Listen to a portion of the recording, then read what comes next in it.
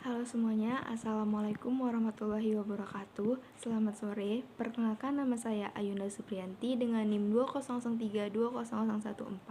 Di sini saya akan membuat video rangkuman materi kedua yang diberikan oleh Bapak Wahyu Ihsan Nasution. Di sini saya akan merangkum materi berdasarkan dari buku yang telah diberikan yang berjudul Panduan Teknis Budidaya Kelapa Sawit. Berikut adalah videonya, selamat menonton. Nah, yang pertama tentang pembibitan. Kita bahas, selain faktor tanah, faktor pemilihan bibit juga merupakan faktor utama dalam meningkatkan kualitas produksi kelapa sawit. Ada 3 faktor penentu dalam pemilihan jenis bibit. Yang pertama pemilihan jenis kecambah, yang kedua pemilihan bibit selama di pembibitan, dan yang ketiga itu seleksinya. Yang pertama, pemilihan jenis kecambah.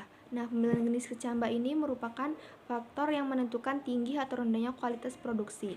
Pemilihan kecambah berkualitas digunakan untuk memastikan tingginya produksi sawit yang akan mendatang. Ada pula tujuan dari pemilihan jenis kecambah ini adalah untuk menentukan mana kualitas yang unggul pada jenis kecambah tersebut guna memberikan hasil produksi yang lebih tinggi lagi. Nah, standar dalam pemilihan jenis kecambah ini, yang pertama, jika kecambah tersebut kecambah unggul, maka dia tidak menunjukkan sifat-sifat yang abnormal. Yang kedua itu secara genetik, kecambah yang unggul itu biasanya terdapat atau diakui oleh dengan adanya bukti sertifikat. Yang ketiga itu ada cara. Yang pertama itu baby bag atau polybag itu biasanya sudah diisi oleh tanah, kemudian disusun di bedengan dengan sistem instalasi air yang sudah dipasang sebelum kecambah datang. Yang kedua itu kecambah datang langsung diseleksi mana yang bagus dan layak untuk ditanam dan mana yang tidak. Kemudian lalu ditanam di baby bag tersebut. Yang ketiga, pemeliharaan di pre-nursery. Nah, tahap yang pertama itu ada penyiraman. Penyiraman sendiri itu dilakukan pada pagi dan sore hari dengan curah hujan sebelumnya itu kurang dari 8 mm. Kemudian yang kedua itu ada pengendalian gulma. Nah, pengendalian gulma ini dilakukan hanya dengan cara manual atau mencabut gulma dalam baby bag.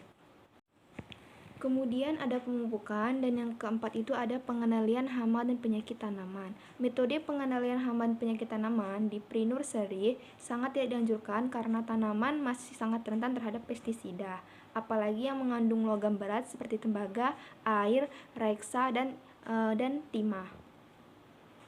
Nah, kemudian ada seleksi. Tahap seleksi ini dilakukan 2 kali. Yang pertama itu saat kecambah diterima di kebun. Nah, apabila kecambah abnormal, patah, busuk, maka itu akan dibuang. Dan jika di pre-nursery itu dilakukan 2 kali seleksi, yaitu pada saat bibit berumur 4-6 minggu dan sebelum transplanting ke main nursery. Di main nursery terdapat 4 tahap. Jika kecambah tersebut mendapati ciri-ciri abnormal seperti memiliki bentuk daun yang berbeda, kelainan daya tumbuh, dan pada habitutus tanaman. Nah, tahap pertama itu pada umur 4 bulan, tahap kedua pada umur 6 bulan, tahap ketiga pada umur 8 bulan, dan tahap keempat itu sebelum bibit ditanam ke lapangan. Nah, kita setelah pembibitan itu maka masuk ke penanaman kelapa sawit. Nah, yang pertama dilakukan yaitu pemancangan. Pemancangan atau pengajiran dilakukan untuk menentukan tempat yang akan ditanami kelapa sawit sesuai dengan jarak tanam yang dipakai, dengan tujuan memberikan tanda-tanda untuk pembuatan lubang tanaman sesuai dengan populasi yang telah direncanakan.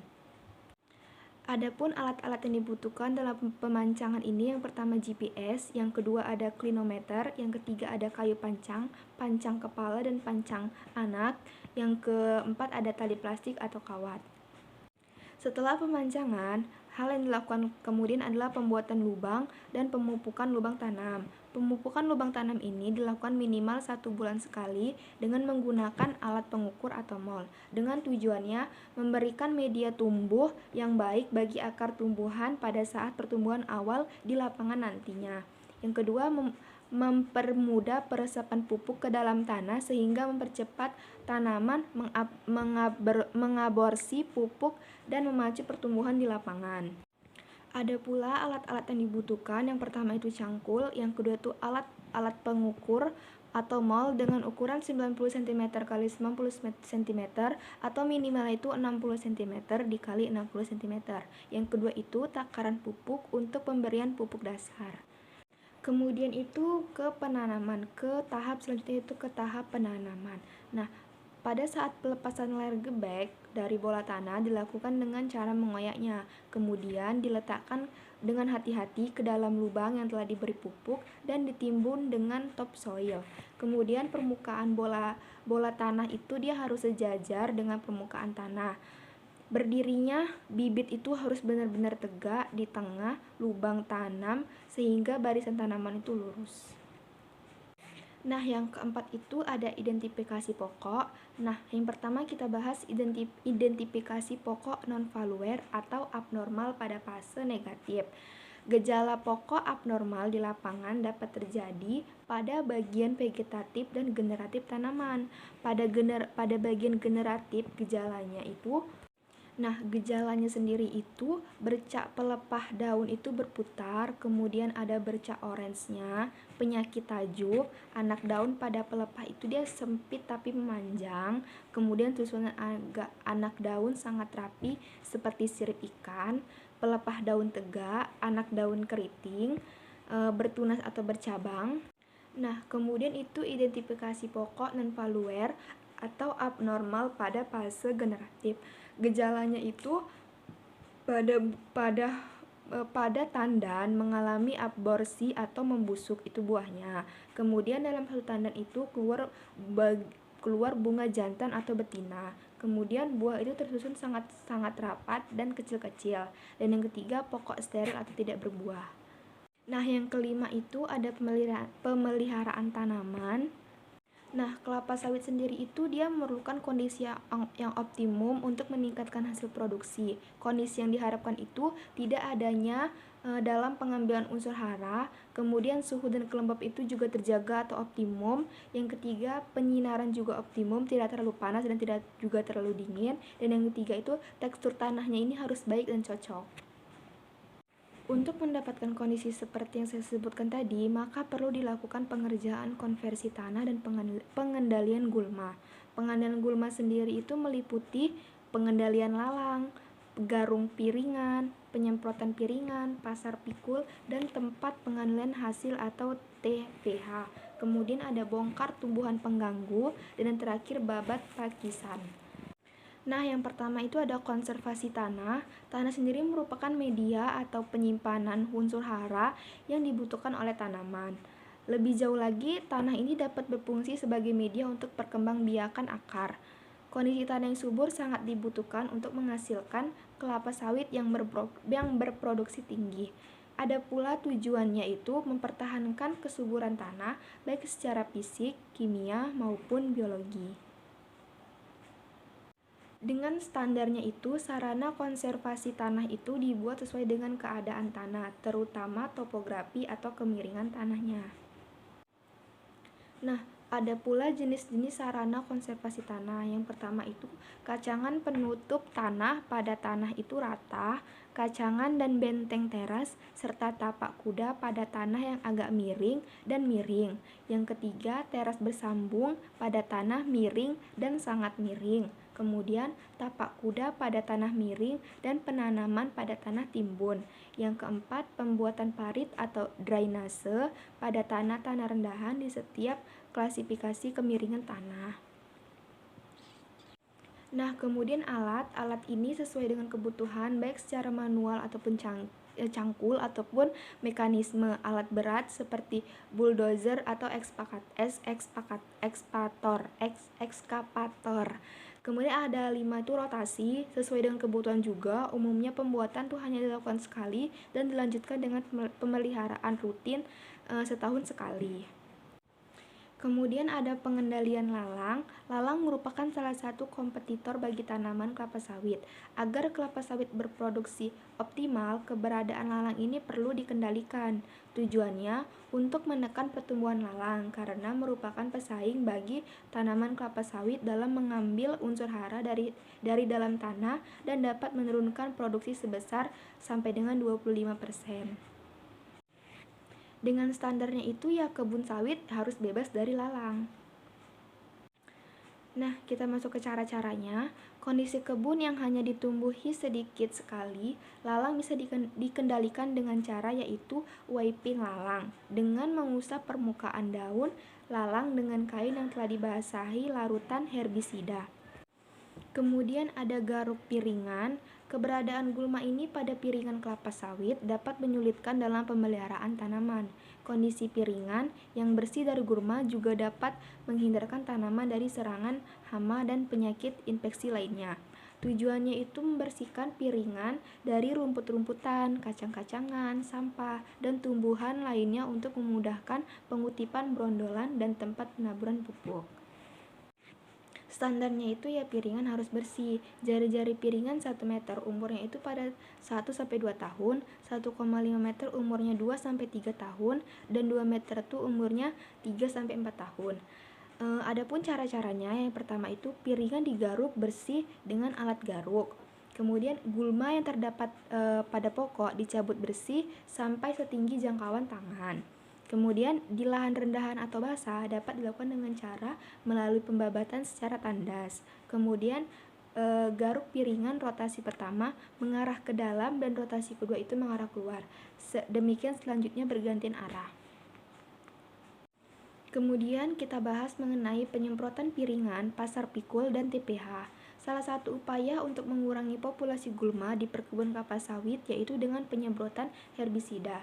Tujuannya itu di piringan itu untuk mempermudah pengutipan brondolan dan tempat penaburan pupuk. Di pasar pikul untuk memudahkan pengeluaran hasil dari dalam kebun ke TPH dan memudahkan kontrol serta pemeliharaan. Sedangkan pada TPH dia untuk mengurangi losses akibat brondolan tertinggal di TPH. Dengan standar yang akan didapat yaitu pada piringan, pasar pikul, dan TPH itu bersih dari gulma. Kemudian pembongkaran tumbuhan pengganggu atau BTP. Tumbuhan berkayu yang tumbuh di sekitaran perkebunan kelapa sawit dapat menjadi pesaing dalam penyerapan air, udara, dan sinar matahari. Tumbuhan berkayu juga merupakan gulma yang sulit diberantas dengan herbisida. Oleh karena itu, pembongkaran tanaman berkayu biasanya dilakukan secara manual. Tujuannya itu mencegah tumbuhan berkayu menyaingi tanaman kelapa sawit dalam hal penyerapan air, udara, dan sinar matahari. Standarnya itu areal perkebunan kelapa sawit terbebas dari tumbuhan berkayu, baik di piringan, pasar pikul, maupun di gawangan. Adapun cara yang dilakukan untuk memberantas tanaman berkayu yaitu dengan pembongkaran tanaman tumbuhan berkayu sampai ke akar-akarnya. Kemudian pembabatan pakisan di gawangan. Pakisan merupakan salah satu gulma yang sering ditemukan di perkebunan areal kelapa sawit. Pakisan yang berada di gawangan perlu dibabat untuk menciptakan kondisi lingkungan yang optimal bagi pertumbuhan kelapa sawit. Adapun tujuannya yaitu menekan pertumbuhan pakisan di gawangan agar tanaman kelapa sawit mendapatkan sinar matahari yang cukup. Yang kedua itu menciptakan lingkungan yang tidak terlalu lembab sehingga mengurangi serangan hama dan penyakit bagi pertumbuhan kelapa sawit. Standarnya itu gawangan bersih dari pakisan yang tumbuh tinggi. Yang dibolehkan tumbuh adalah pakisan non-pakis kawat yang tingginya hanya sekitar 50 cm. Cara-caranya itu pakisan dibabat secara manual.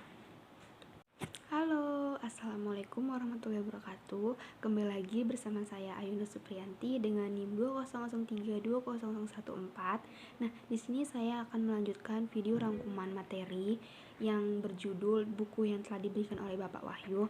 Nah, selanjutnya ini kita akan membahas tentang pemupukan ya teman-teman, sampai hingga ke pemanenan. Nah, yang pertama kita bahas itu adalah unsur hara yang dibutuhkan oleh kelapa sawit. Nah, berdasarkan jumlah pupuk yang dibutuhkan, unsur hara ini dibedakan menjadi dua, yaitu unsur hara makro dan unsur hara mikro. Unsur hara makro ini adalah unsur hara yang dibutuhkan tanaman dalam jumlah banyak. Jika unsur hara ini kekurangan banyak, maka produksi juga akan berkurang. Nah, sedangkan yang mikro itu dia dibutuhkan dalam jumlah sedikit.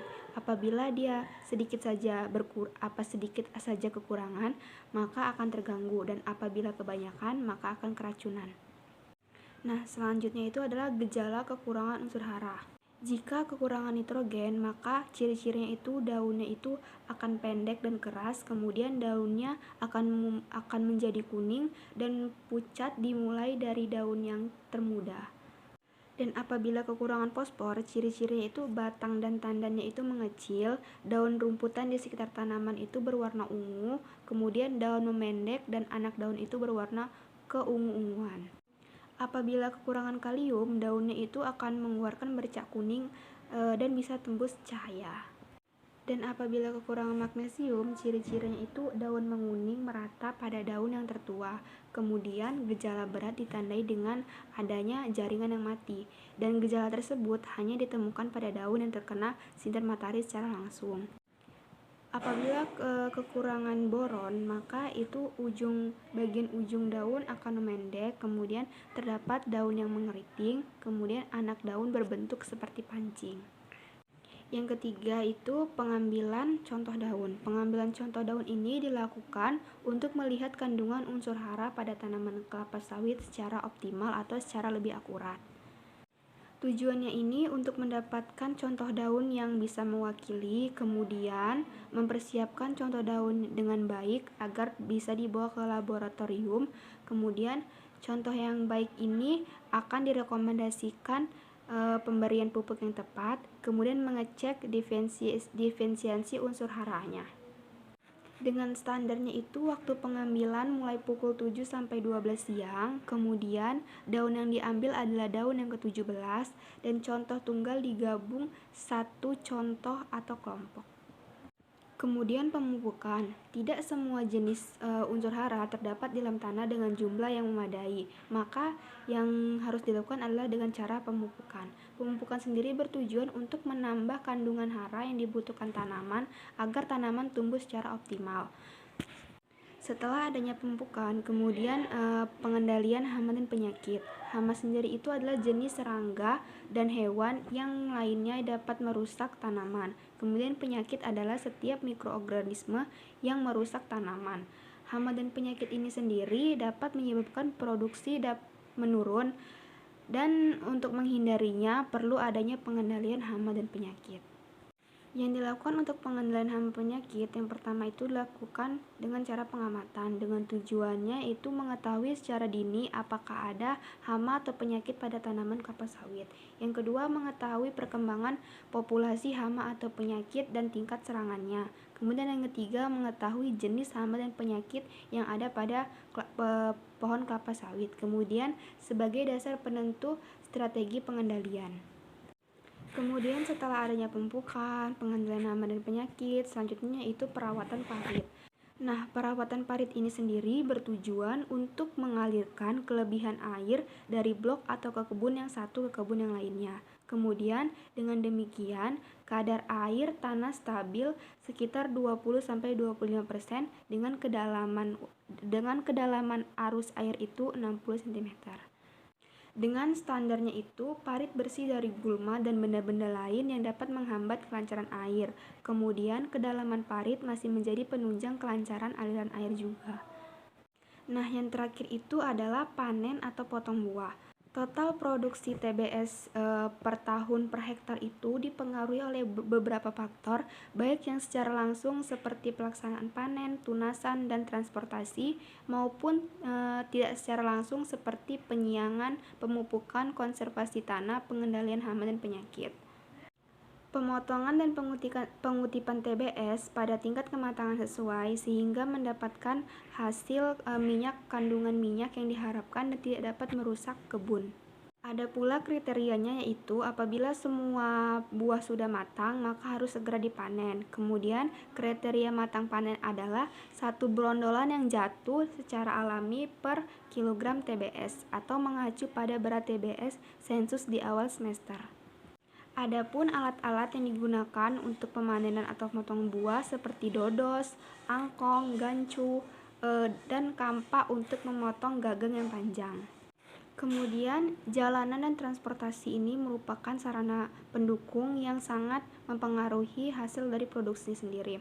Jika transportasi yang dibutuhkan sudah memadai, maka hasil pengangkutan dapat berjalan dengan baik didukung dengan jalanan juga yang bagus. Apabila jalan dari kebun menuju pabrik itu sudah bagus, maka bisa dibilang tidak ada kendala dalam pengangkutan hasil TBS.